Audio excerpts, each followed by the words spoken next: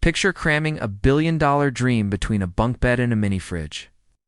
In the next few minutes, we'll count down 5 legendary dorm room startup stories where late-night pizza boxes and tangled charger cables quietly sheltered tomorrows. Global titans, you'll smell solder in a Texas freshman hall, hear frantic keyboard clicks ricocheting across a Cambridge courtyard, and feel the neon buzz of a Palo Alto garage so cramped the team stacked servers under a ping-pong table. Every segment flashes from scrappy all-nighter to boardroom triumph, proving you don't need marble floors to design empire-level software, just grit, caffeine, and a roommate who doesn't freak out when you rip the router apart at 3 a.m. Stay until the end. Because the #1 slot rewrote internet history, and its first prototype was hosted on a hand-me-down laptop balanced on a stack of biology textbooks. The countdown starts now, so grab your notebook, you might draft the next unicorn before the credits roll. Dell, the $1,000 upgrade gamble, 1984. Austin. Freshman Michael Dell hoarded computer parts under his University of Texas bunk and posted handwritten flyers offering custom PC upgrades cheaper than the campus bookstore. Customers lined the hallway, power cords snaking over calculus notes. While Dell skipped biology class to solder RAM, he reinvested every sale into faster chips, turning dorm 2,713 into a microfactory that grossed $80,000 by semester's end. The scene pivots. The same kid, now 19, signs incorporation papers in a tiny office above a pizza parlor. Dell Computer Corp. Fast forward 3 decades. Fortune 500 headquarters. Glass atrium, 30,000 employees assembling servers per minute. Yet on his desk sits the original dorm flyer, coffee-stained and framed, a reminder that innovation starts by solving a neighbor's pain point. Dell's takeaway? Prototype beside your customer, even if the hallway is your first showroom, and reinvest learning, not just money, into the loop. Dropbox sinking in the subway, 2007 MIT. Drew Houston missed a bus and, frustrated that his USB stick was back in his Phi Delta Theta room, hacked together a Python demo during the ride. Back on campus, he and roommate Arsh Ferdowsi cleared desk space between ramen bowls, filming a screencast that faked features still on a whiteboard. Within 24 hours, Hacker News exploded. 10,000 beta signups crashed their dorm Wi-Fi. Cut to a makeshift server rack wedged between bunk and radiator file sync. Packets blinking blue through the night while hallway traffic complains about lag. Jump ahead. Dropbox HQ, San Francisco, giant blue logo, 700 million registered users. But Houston still keeps the original subway ticket in his wallet as a talisman that constrains slow commutes. Shaky WII can inspire friction-free products the world adopts. Lesson 2. Build the tool you desperately need, then film the vision before you finish the code.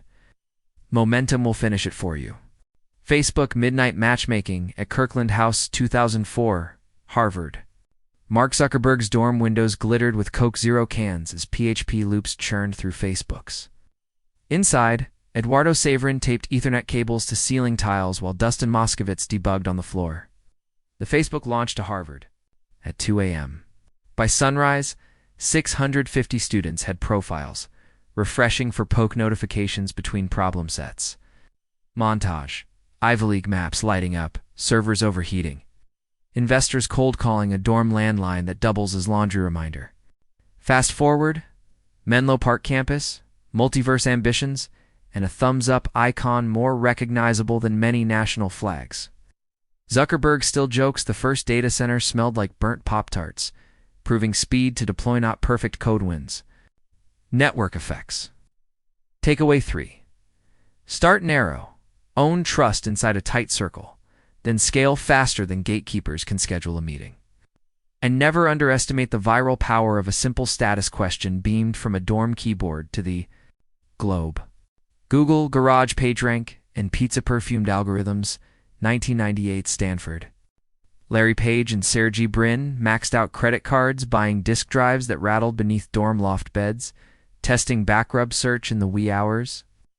Dorm noise complaints pushed them to Susan Wojcicki's Menlo Park garage, where pizza boxes buffered. Vibrations from 20 beige towers, a scene crossfades. Larry scribbles graph math on a whiteboard nailed over surfboards. Sergey props a failing fan with toy blocks. They barter free hosting for pizza coupons, iterate, then ferry servers across town in a borrowed Honda crammed with cables. Cut to today's Googleplex. Lava lamp art, AI moonshots, 100 billion daily queries. In the lobby stands the original hard drive rack wrapped in Lego proof that playful resourcefulness can scale to planetary infrastructure. Key insight: map the world's information first. Monetize later. Curiosity compounded becomes currency. Snapchat, vanishing messages, permanent impact, 2011, Stanford. Evan Spiegel and Reggie Brown brainstormed a self-erasing photo app in their Kappa Sigma dorm, sketching ghost logos on cafeteria napkins. They tested builds on hallmates, measuring embarrassment levels when goofy selfies vanished in 10 seconds. Code sprints alternated with economics lectures. The cafeteria became a live focus group. When Stanford's firewall throttled transfers, founders tethered phones to keep demos alive for angels Skyping into the common room. Jump cut, Snap Inc., SLAHQ, AR Spectacles Lab, glowing purple. 397 million daily users, swapping filters faster than landlines could ring. Still taped above Spiegel's desk is the note: delete is freedom. Lesson 5. Build features that match generational anxieties. In this case, fear of digital permanence, and your market will evangelize for you. Sometimes the most viral innovation begins as a prank on your roommate. Dorm room DNA, the pattern behind the pitch decks. Across continents and decades, the dorm narrative repeats. Extreme constraints fuel extreme creativity. Founders test hypotheses on the nearest micromarket truemates, iterating faster than corporate R&D ever could. Scarcity enforces ruthless focus. A single killer feature must work before sunrise, or the cafe Wi-Fi resets.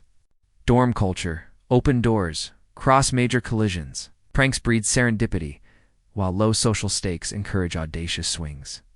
When prototypes meet the internet's infinite scale, product-market fit can snap overnight, launching exponential flywheels. Don't romanticize beanbags. Study the playground psychology they embody and replicate it in your own spare bedroom or rented cloud server. Remember, limitation isn't a barrier. It's the ideation algorithm running silently in the background. Your blueprint turning today's desk mess into tomorrow's empire. Start by listing one nagging problem you and your peers face daily. Solve for the nearest circle, and adoption friction hits 0. Mock a solution with cardboard, Figma, or scrap code tonight, then share before overthinking brand colors. Record a rough demo. Momentum loves evidence. Recruit co-builders from classmates, guild buddies, Discord friends. Set an audacious weekly metric: 10 users, 100 uploads, first Stripe payment hand. Celebrate publicly in group chat. When you outgrow dorm Wi-Fi, graduate into a garage or remote stack, but preserve the dorm mindset: minimum bureaucracy, maximum iteration. Document every step. Someday that crumpled pizza receipt may hang framed in a corner office. The founders you just met were once exactly where you're sitting. The difference is they pressed record. 5 countdown slots, thousands of sleepless nights. And a single electrifying insight converge here. Dorm rooms and garages aren't footnotes, they're catalysts. Picture the timelines overlapping like neon trails on a time-lapse map. 1984. 2011. Different decades, different technologies, same furnace of constrained chaos. What unites Michael, Larry, Sergey, Mark, Drew, Evan? And every roommate who watched history boot beside a laundry basket is not superior IQ or bottomless funding. It's the readiness to ship half-finished prototypes to a brutally honest peer. Group and iterate in real time. Investors later call it speed. Professors call it applied learning. The internet calls it viral growth. Zoom in on that decisive midnight. Kafingeri fingers hover over enter. Servers hum. The campus network gasps, then bursts into life as user number 1 logs on. In that instant, geography, status, and capital dissolve. Your own screen could light up the same way tonight, if you dare to prioritize momentum over perfection. That's the heartbeat tying billion-dollar boardrooms back to freshman hallways, and it's still pulsing. So when the credits roll, remember this scene. It's Echo May. Guide your cursor to destiny. Tonight, if you felt a spark while watching these origin stories, don't let the screen dim it. Close this tab, grab the nearest scrap of paper, and jot the first problem that annoys you today. Set a 30-minute timer and sketch or code a minimum viable. Fix ugly is fine, nobody else is looking yet. When the buzzer rings, upload a demo to a private link and share it with 3 brutally honest friends. Their reactions are your real-time market research. Iterate once, then ship again before midnight. Repeat tomorrow, and the next momentum compounds like interest. Meanwhile, hit subscribe so you don't miss the follow-up episode, where we unpack fundraising and scaling without losing dorm room soul. Drop a comment naming the everyday friction you're tackling. We pick one each week to workshop live. And if this countdown inspired you, smash share. Someone in your feed may be balancing ambition on a wobbly dorm desk right now, waiting for this exact nudge. Empires grow in cramped corners first. See you in the next video unless we meet sooner. In the comment thread, hacking destiny together. Keep building, keep hitting publish,